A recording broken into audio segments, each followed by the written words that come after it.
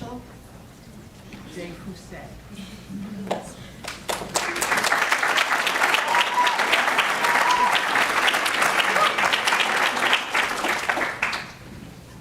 Rachel DesFosses.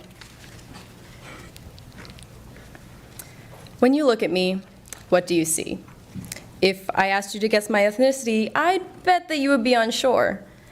I've had people guess that I'm white, Hispanic, Greek, Italian, Asian. I've had people guess that I was a lot of different ethnicities. The upcoming census will ask us to check a box for our ethnicity. If you were to check a box for me, you might choose Asian. Juniata has progressively grown in diversity. In the last 20 years, the percentage of mixed and minority students has doubled from 7.7 to 14.2%. Yet, despite this growth, fellow students have often placed me into boxes.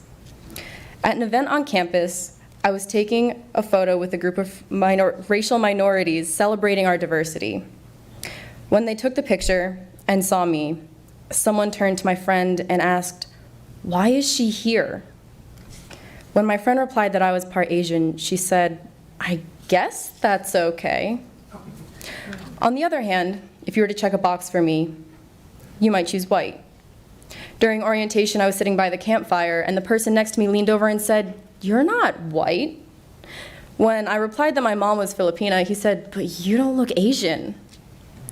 Or if you were to check a box for me, you might try to be more specific than white or Asian. In one of my first conversations with a friend I met freshman year, they said to me, "What kind of Asian are you?"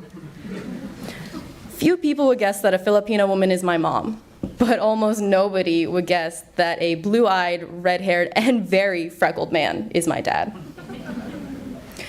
Over a lifetime of facing assumptions like these, I've come to realize that boxes don't just exist on paper. Boxes exist in all areas of our lives, attempting to define our ethnicity, our religion, our gender, our politics. So what boxes are you put into? Whether you realize it or not, we are all identified through boxes every day. These boxes are a problem because they ignore most of who we are. We need to become aware of how we put ourselves into boxes, how institutions choose boxes for us, and how society identifies us through these boxes. It's time for us to think outside the boxes and reclaim the space in between, where we can fully count all aspects of ourselves. Biracial comedian, author, and talk show host Trevor Noah says that as an outsider myself, I always mix myself with different groups. I don't have a place where I belong. Because we feel like we don't belong, or we're not sure how to belong, we place ourselves into boxes. Now, my brother and I look like twins. If you were to put a wig on him, he'd look just like me. Yet, he and I deny ourselves this space in between the boxes. We ask each other, "Do you think you're white or Asian?" But what he'll tell you is that he sees himself as more white than Asian. However, I tend to see myself as more Asian than white. But what we're really asking ourselves is, what part of yourself do you identify with, and what part do you choose to ignore? Pew Research Center led a study in which mixed-race people were asked if they considered themselves multiracial. 61% said they did not. They viewed themselves as one race. This was because they felt like they weren't multiracial because of the way they looked or the way they were raised. So many people seem to deny themselves the space in between, just as my brother and I do. But not only do we put ourselves into internal boxes, institutions constantly force us to choose boxes. I first encountered the way institutions force checkboxes onto who I am when I applied to college.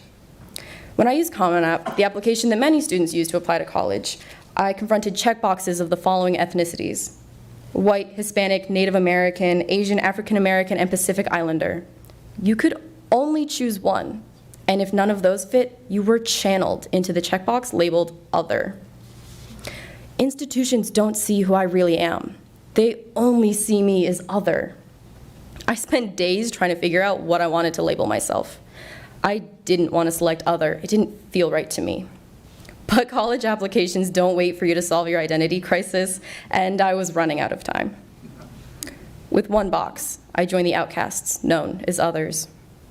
It wasn't until this year, when I became Juniata Associate for Grants and Contracts, that I realized choosing other didn't just affect me.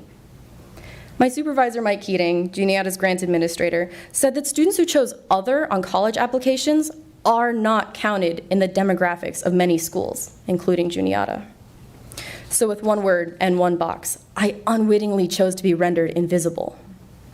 But these numbers are also affecting funding. When students are not counted in demographic statistics, it is impossible to present accurate data when a school applies for grants.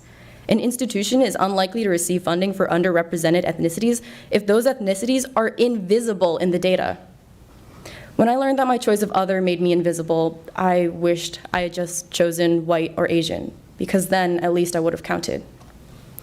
Other is the option when institutions, including the census, don't want to bother figuring out who we really are.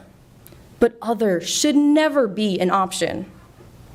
But boxes don't just exist for ethnicity or on paper. These boxes have been ingrained throughout our society. These boxes are on our driver's licenses, our job applications, and the census. In the last census, many people were faced with the same choice I was. Nearly 20 million people chose to select the other checkbox. 20 million people, like me, struggled with an either-or choice. Society is dominated by these boxes that polarize us. For example, are you Democrat or Republican? Bipartisan politics creates conflict. Are you male or female? Misrepresenting gender creates misinterpretation.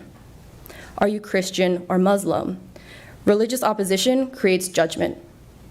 UC Berkeley's Greater Good magazine published an article last year stating that this polarization makes us more likely to demonize each other. Each of us has been put into a box by someone around us. Each of us has been forced to put ourselves into boxes. All of us have been identified and valued through a box. But we are better and more than boxes.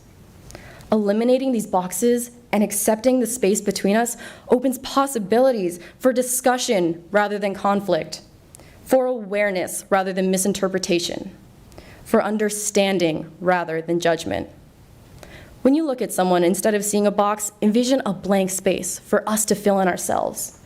When you're filling out a form or an application, instead of seeing a box, see a question mark followed by a blank space for you to decide who you are on your own terms. The space between isn't found within forms and surveys. The space in between is found within all of us. We are all more than a set of predetermined categories. When you look at me, what do you see? I am not someone who should be boxed in, and neither are you. Juniata encourages us to think about who we are. I also challenge you to think about who you will become. I challenge you to break free of your boxes. Be counted for who you truly are.